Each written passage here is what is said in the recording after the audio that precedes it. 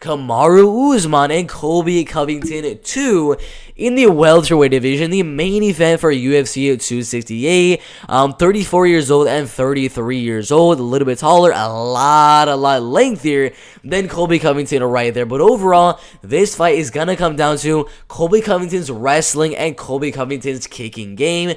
We know Kamaru Usman's gonna have the better boxing and he's gonna have the better clinch work. The clinching and the boxing go Usman, the kicking and the wrestling go Colby Covington. So it really matters on where the fight takes place. If it's in the clinch, if it's in the boxing range, Kamaru Usman will win. If it's in the wrestling where Colby's mixing the takedowns, keeping the fight at range and mixing in those leg kicks, body kicks, front kicks, all that type of stuff at range, Colby Covington can definitely win the fight. But if you look at the last fights for Kamaru Usman, beating some really solid guys, Emil Weber Meek, then fighting Damian Maia, beating Javier Dos Anjos in a main event, destroying Tyron Woodley in the wrestling and grappling, knocking out Colby Covington in the 5th round after a very close fight. I believe it was like if the fight would have gone either way, it would have been 3-2 for Usman. He would have still won the fight, but it was still very close. Then he dominated Jorge Masvidal in the clinch and in the wrestling, knocked out Gilbert Burns,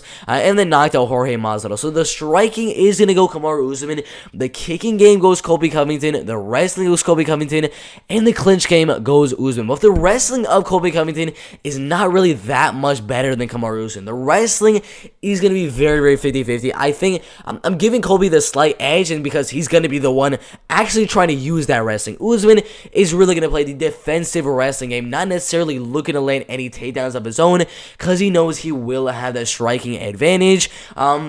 But right here, Kamaru Usman is going to win the fight, in my opinion. I believe he'll keep the fight on the feet, defend whatever takedowns Colby does have to offer right here. Again, I'm not saying Colby Covington is the better wrestler, because it is very even. You can definitely make an argument that the wrestling goes either way. It is very close. But the thing that I am saying is that Colby is going to be the one actually going for the wrestling, going for the takedowns and things like that. So he's probably going to be the more likely guy to land a takedown in the fight, because Kamaru is really not going to be going for the takedown. So if any of you guys got me wrong on that one, I don't think Colby is a better wrestler. It's very even, but overall the fight will stay on the feet. Usman will defend the takedowns, mix in some clinch work, a couple shoulder strikes, couple body shots, foot stomps as well, as we saw in his Jorge Masvidal fight. But this fight right here, I do think that Kamaru Usman will keep the fight at range, use that 4-inch reach advantage, and just like last time with those straight shots down the middle, overhand right, 1-2s, just using that very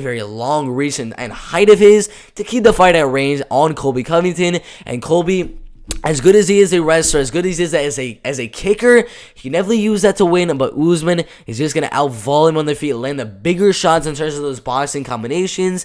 And I'm going to go a decision for Kamaru Usman. I do believe if Usman is close to landing a takedown, we're going to see a lot of clinching from Colby or something like that. And maybe a takedown attempt. Maybe he lands a takedown to stall out from getting finished. But overall, I think the fight goes all the way. Kamaru Usman by a 49-46 decision.